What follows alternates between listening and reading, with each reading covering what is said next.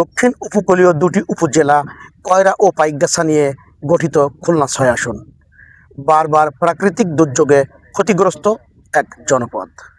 শত শত হতদরিদ্র ও ভূমিহীন পরিবার আজও নদীর চর, বাঁধের ঢাল ও গুচ্ছ গ্রামে অনিশ্চিত জীবনযাপন পার করছেন। বহুল প্রত্যাশিত ত্রয়োদশ জাতীয় সংসদ নির্বাচন নিয়ে হতদরিদ্র এসব মানুষের ভাবনা, প্রত্যাশা ও বাস্তবতা তুলে ধরতে আজ চেষ্টা করব। আমরা আসলে চাই যে এমন প্রার্থী আসুক যে প্রার্থী আমাদের আমাদের এই গুচ্ছ গ্রামে, মনে করেন গুচ্ছ গ্রাম বলে না, বাংলাদেশ আমাদের এই খুলনা ৬ আসনের যে আর কি বরাদ্দকৃত টাকা মেরে খাবে না, কিংবা আমাদের জন্য বেশি বেশি করে বরাদ্দ আবেদন করে সেগুলো নিয়ে আসবে। মানে আমাদের গুচ্ছ গ্রাম আসলে আমাকে গুচ্ছ গ্রামে বসবাসকৃত যোগ্য মনে করি না। এগুলো পানির সমস্যা আছে, তার বিভিন্ন ধরনের সমস্যা আছে। আমরা চাই এমন প্রার্থী আসুক যে প্রার্থী আমাদের মোটমাট আমাদের টাকা টাকা মেরে খাবে না। কষ্ট আমাদের, পানির কষ্ট, ঘরের কষ্ট, মানে আয় লোকজনের কষ্ট, সব দিকের কষ্ট আমাদের।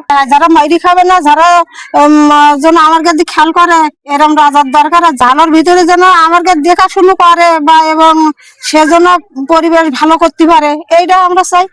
পানির খুব অভাব, আমরা নোনা পানি একদম উঠে যাবে, আমরা মিষ্টি পানি ধান পান লাগাবো, সেইভাবে যারা এখন নোনা পানি মুক্ত হবে, ঘের বেড়ি বন্ধ দেবে, ধান পান লাগাবে, এই দেখো আমরা এমপি চাই, যোগ্য প্রার্থী চাই আমরা, যেন আমরা সুখ দুঃখে যেন আমরা আমাদের পাশে এসে দাঁড়াতে পারে, বিপদ আপদে যেন তার জানালি যেন সে আমাদের হেল্প করে, সেরকম একটা প্রার্থী চাই আমরা। এখানে অতিরিক্ত পানির কষ্ট, আর এই অবদার সাইড ভেঙে গেলে জায়গায় পানি ওঠে, ঘর বাড়ি টিন সব নষ্ট হয়ে গেছে, এক প্রকার কোনো ভালো নেই।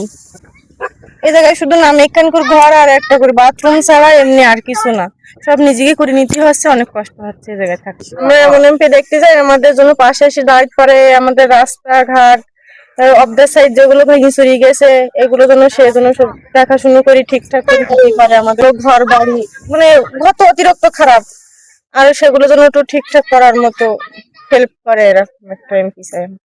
আমাদের দুঃখ বুঝবে সেরকম একটা প্রার্থী চাই আমরা। মানে আপনাদের দুঃখটা কি একটু যদি বলেন? এই দুঃখ আমাদের মনে করেন লবণ পানি যায়, খাল নাই, একটা গেট নাই, গেট দিতে হবে, রাস্তা দিতে হবে। প্রাকৃতিক দুর্যোগের কারণে আমাদের ঘর বাড়ি ভেঙেছে, যাওয়ার পরে আমরা চলে আসি কুবরা গুচ্ছি গ্রাম চলে আসি। সেইখানে মনে করেন আমাদের রাস্তা নাই, একটা গলি নাই, গলি যাতে এসে দুর্যোগের সময় কাদা পানি অনেক কিছু হয়। এরকম একটা প্রার্থী চাই আমরা। আমাদের প্রতিশ্রুতি দিলে হবে না, বাস্তবতা কাজ করতে হবে। নিজেদের পকেট ভরে ভরে তো এখন বাংলাদেশটার অবস্থা নেই, সবাই নিজের মানে পকেট বোঝাই করার জন্য ব্যস্ত। এরা ক্ষমতায় যায় তো শুধু নিজেদের পকেট বোঝাই করার জন্য, প্রতিশ্রুতি দেয় প্রচুর আকারে যে আমরা এই করব, ওই করব, অমুক করব, কিন্তু কেউ করে না। এখনো পর্যন্ত কেউ, আমি পাইনি, আমার বয়স এখনো পাইনি। এরা শুধু বলি যায় ভোটের আগে, ভোটটা নিতে পারলে সব শেষ। এবার কি মনে হচ্ছে যারা প্রার্থী আছে তাদের বিষয় কি মনে ও আগের মতনই মনে হচ্ছে, আগে যেরকম হয়েছে এখনো তাই হবে। কারণ সে বাস্তবায়ন কাজ করুক, তারপরে বুঝবো যে না অমুক লোকটা ভালো ছিল, সে কাজ করেছে। কিন্তু আমি আগম তো বলতে পারবো না যে না সাধারণ মানুষের পাশে আমি কোনো নেতা পাইনি যে দাঁড়াইছি। সাধারণ মানুষের নেতাদের প্রতি কোনো বিশ্বাসই নেই। ঢেকে দেখলেও ভয় হয়, ধারমার কুমিরি খাইছে তার ঢেকে দেখলেও ভয় হয়। কারণ আমাকে তো কুমিরি খাইতে খাইতে এখন আমাকে এই ঢেকে দেখলেও ভয় হয়, ভালো মানুষ দেখলেও ভয় হয় যে ভালো হবে না। আমরা চাচ্ছি যে প্রার্থী আগমন হোক, যে যারা এসে মানুষের পাশে দাঁড়াক, মানুষের কল্যাণে, জনগণের পাশে দাঁড়াবে, এলাকার উন্নয়ন করবে। আবার তো এখানে এপারে এসে আবার নদীতে এই 7-8 বছর ঘর দরজা বেঁধে রাখেছি কোনো রকম ঠাই দেওয়ার মতো। এমনি ঝড়ে তো সে কেডা কয়েছিল যে ঝড়ে তো থাকে কি না থাকে এরকম অবস্থায় আছে। তা এবার একটা প্রার্থী চাচ্ছি যে ভালো, যে ছেলেবিলি নিয়ে যেন আমি এখানে থাকতে পারি, যে এরকম ঘর যদি ভালো হয় সেটাই নিয়ে ছেলেবিলি গোড়া নিয়ে মানুষ করতে পারি। আর এমনি কামাই রোজগার করি খাই, এই ছাড়া তো আর যে বুঝি বুঝি খাবো সেরকম ইয়ে তো না। আমার একদিন না খালি মানে আয় না করলে খাওয়া যায় না, এরকমই চলতে।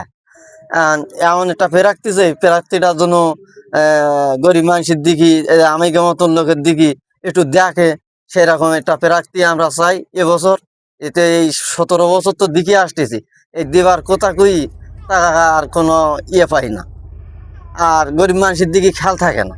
দর্শক, এতক্ষণ আপনারা শুনছিলেন এই উপকূলীয় এই আসনের হতদরিদ্র মানুষের কথা। আমরা সর্বশেষ কথা বলছিলাম আব্দুল হান্নান নামের এক ভাইয়ের সাথে। তার এক সময়ে বাড়ি ছিল, ঘর ছিল, তবে প্রাকৃতিক দুর্যোগে সব কপোতাক্ষ নদীর গর্ভে বিলীন হয়ে যাওয়ায় এখন এই ঝুপড়ি ঘরটিতে বসবাস করছেন তার পরিবার নিয়ে। একসময় তার ঘর বাড়ি সবই ছিল, আজ তিনি নিঃস্ব। দর্শক, এরকমই শত শত পরিবার রয়েছে এ জনপদে। এবারের নির্বাচনে তাদের প্রত্যাশা, যিনিই সংসদ সদস্য নির্বাচিত হন না কেন, তিনি যেন বরাদ্দের সদ্ব্যবহার করেন, তাদের পুনর্বাসনের ব্যবস্থা করেন, পাশাপাশি কর্মসংস্থানের ব্যবস্থা করেন। এটাই তাদের প্রত্যাশা।